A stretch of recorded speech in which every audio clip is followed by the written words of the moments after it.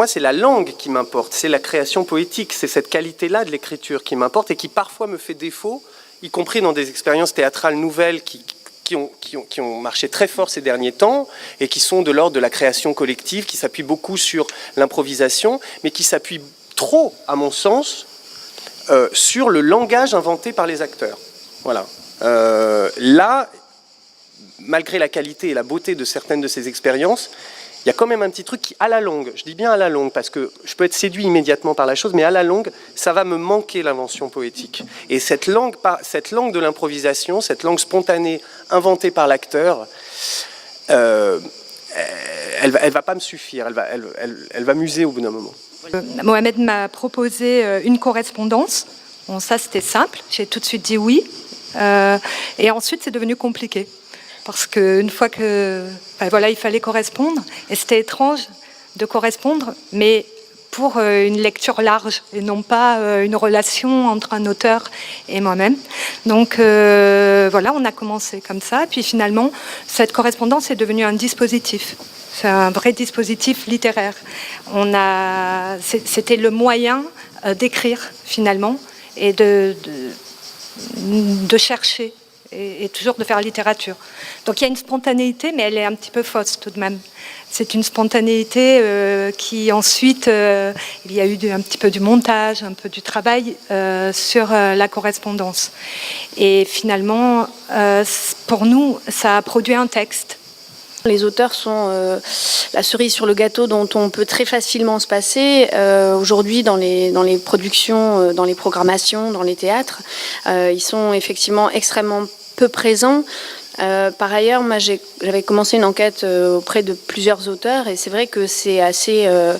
on parle beaucoup de la difficulté des conditions de vie des metteurs en scène et des comédiens, mais celle des auteurs, elle est encore pire, puisque la plupart du temps, en tout cas pour être rémunérés en tant qu'auteur, ils bénéficient pas de l'intermittence la plupart du temps, et donc ils sont vraiment dans des situations de précarité, je pense, qui sont absolument pas soupçonnables. Et ça a vraiment à voir avec ce fait qu'ils sont effectivement complètement marginalisés. C'est une sorte de petite excroissance. Voilà, donc moi je trouve que le projet d'essayer de les remettre au cœur d'une revue, d'un théâtre, ça c'est vraiment quelque chose qui a été vraiment un élan pour moi, très fort, dans le fait d'accepter de cette aventure. Cette invitation de Frédéric à participer donc à cette super revue, à frayer dans les parages des parages, impliquait un invité. Il fallait inviter, il fallait pas, mais il nous proposait d'inviter quelqu'un. Donc il y a eu la proposition donc de Mohamed El Khatib avec Sonia, voilà. Et on s'est demandé, moi je me suis demandé sous quelle forme j'allais pouvoir faire cette invitation. Et on pouvait demander à quelqu'un d'écrire quelque chose ou le convoquer pour faire des échanges de mails. Effectivement, le dialogue que vous avez trouvé est super. Moi, il se présente que je travaille sur une ville, sur le territoire d'une ville. Je fais des balades avec des photographes, j'arpente et je fais une sorte de documentation comme ça. Et un auteur de théâtre dont j'aime beaucoup le travail et que je connais aussi et dont j'aime la personne, qui s'appelle Philippe Malone, il m'intéressait de l'inviter. Et il m'intéressait aussi de l'inviter en tant qu'il n'est pas que auteur de théâtre. Et les auteurs de théâtre aujourd'hui, il y a plein de trucs à dire sur eux, mais on est tous travaillés par plein d'autres choses. Et on n'est pas des dramaturges, voilà, uniquement des dramaturges, si on peut dire. Voilà, donc Sonia parlait de sa question par rapport à l'écriture. Je crois que tu es metteur en scène et musicien. Et Malone, il est photographe aussi pour la région Île-de-France. Il photographie le patrimoine industriel.